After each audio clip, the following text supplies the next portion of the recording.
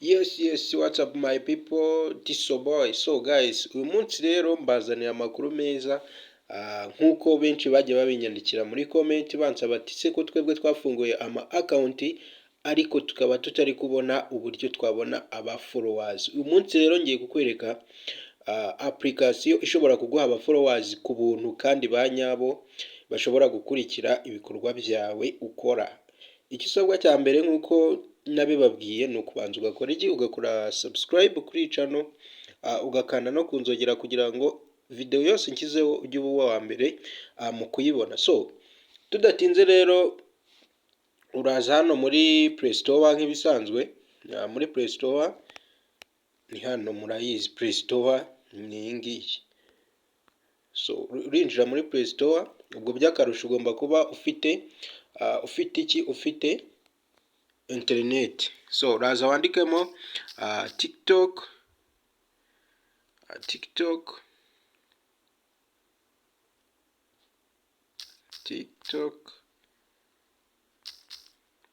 tracker.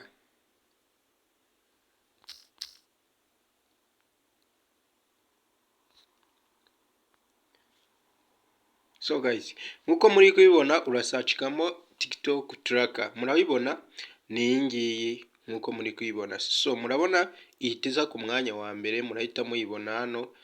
Ni iyi ngiyi murabona ko ngewe iri namaze kuyidownloadinga na yesterday. Icyo ngiye gukora rero ngiye kuyifungura tuyinjiremo turebe se ese iyi application ikora gute, ese itanga followers koko ni byanyabyo.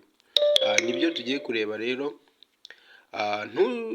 Niwihutije video ukurikira akantu ku kandi. So iyo umaze kwinjira muri iyi application rero icyo ukora cya mbere,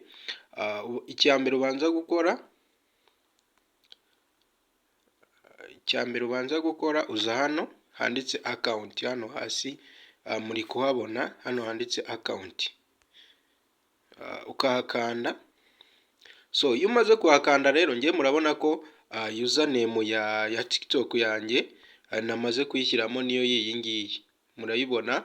Ukuvuga ngo iriho aba followers batatu, bivuze ngo iyi account mfite iriho aba followers batatu na like 16 cyangwa se imitima 16. Wowe nukimara kwinjira rero barakwereka ahantu ushyira username yawe. Username nkuko nabiberetse, reka nyibereka hano kuri TikTok.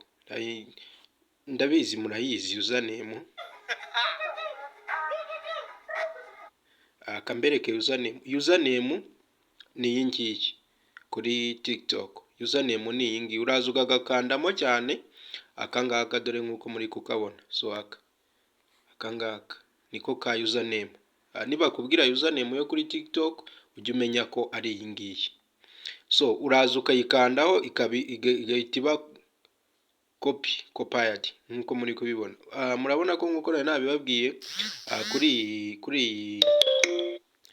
kuri account dufite aba followers batatu na like 3. So tugiye gusubira muri ya application yacu turebe se itanga aba followers gute. So ukimara kwinjira rero ni ukuvuga ngo bakwereka amacoin. Murabona ko twebwe dufite amacoin asanga 207. So wowe rero kugira ngo ubashe kubona amacoin, uraza ugakanda hano kuri izi video baba bari kutwereka. Iyi ni video urabona ko ifite amacoin 5. So si ngombwa kuyifollowinga cyangwa se icyo ukora wowe uyikandaho. Bakuzanira izi account ariko si ngombwa gufollowinga. Ushobora kureba video, wamara kureba video ugakora like, ariko nabyo si ngombwa. Hanyuma ukagaruka ukareba yuko amacoin yawe bayagushyiriyeho. Tugiye gusubira inyuma turebe. Gusubira inyuma ni kuri kari akantu ko hasi. So murabona yuko twari dufiteho amacoin asanga 207 none abaye 211. Nuko rero ubashe kugira ngo ubone amacoin. Aya macoin rero niyo agufasha kugira ute kubona aba followers. So ngiye kubereka rero uburyo ubona aba followers. Ni ukuvuga ngo hano uba ushobora no kubagura cyangwa se ukaba wababonera ku buntu. Urabona hano bari kunyereka yuko 5 ba mbere ari ubuntu. abandi batanu ba kabiri ari amakoyini 60. Muri kubibona neza cyane, aho uragura ni ibisanzwe, ni ukuvuga ngo abaforowazi 80 ni amadolari asaga 3. Nk'uko mubibona aha hose ugenda ugura iyo ufite kugura, ushaka kugura ariko ushaka b'ubuntu nabo ubasha kubabona. So tugiye gukanda hano bari kutwereka ko tubasha kubona batanu b'ubuntu, tugiye gukandaho, murabona ko bibaye successful. So tugiye kujya kuri account turebe se koko babandi batanu mwibuke twari dufiteho abaforowazi 3 bonyine. Tugiye kureba se koko baraza bariya, turarefreshinga,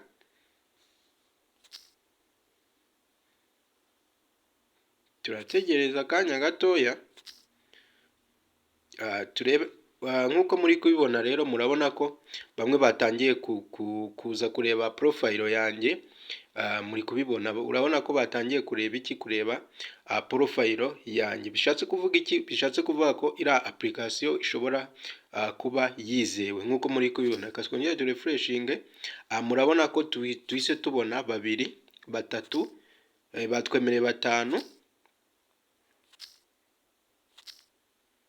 Iyi ni imwe muri application itanga abaforowazi kandi banyabo bashobora no gukurikira ibikorwa byawe ukora. Murabona yuko neza dore aba ni 9 bamaze kuviewinga profile yanjye bareba se hariho iki. Urabona ko bamaze kuba 10 bamaze kureba profile yanjye, 5 bamaze kugira gute, 3 bamaze gufollowinga. So muri kubibona ko iyi application ishobora kuba yizewe.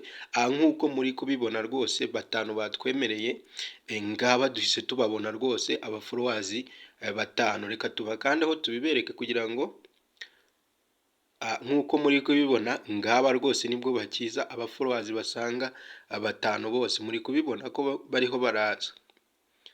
So iyi ni imwe muri application zizewe rero mushobora gukoresha aka kanya. Muri kubibona neza ko bamaze kuza nibwo bakiza.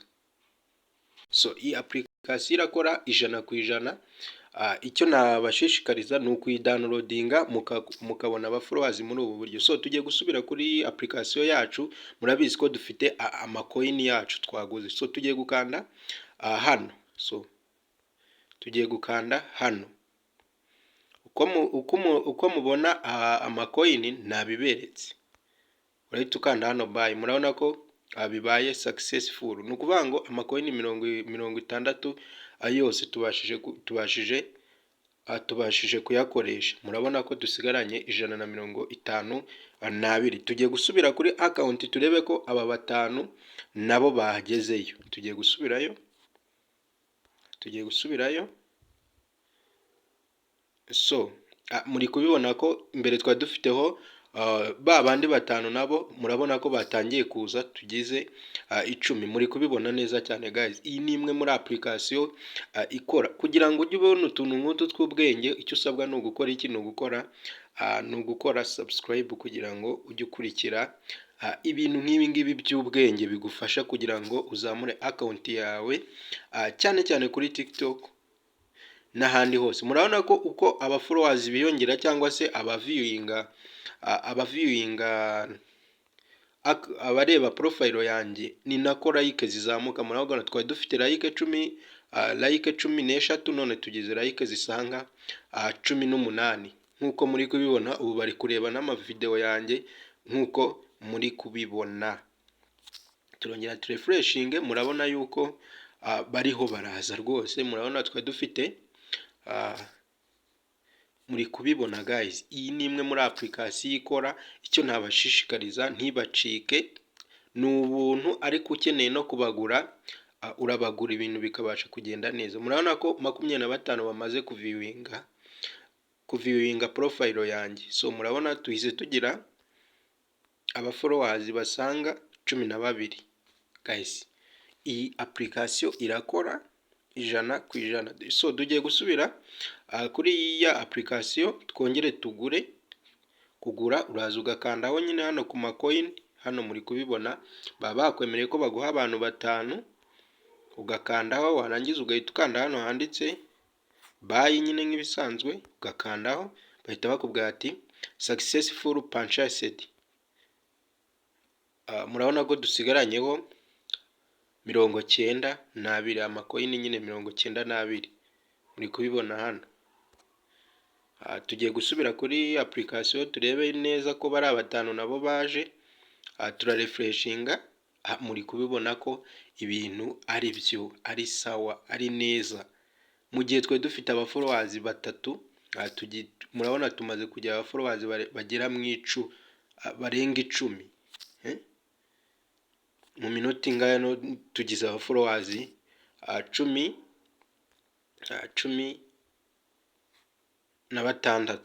So nababwiye ngo nkuko like zigenda ziyongeye, nkuko abafollowers bagenda bazamuka, na like zigenda zizamuka. Twatangiriye kuri account dufiteho abafollowers 3 nabiberetse, none tugizeho abafollowers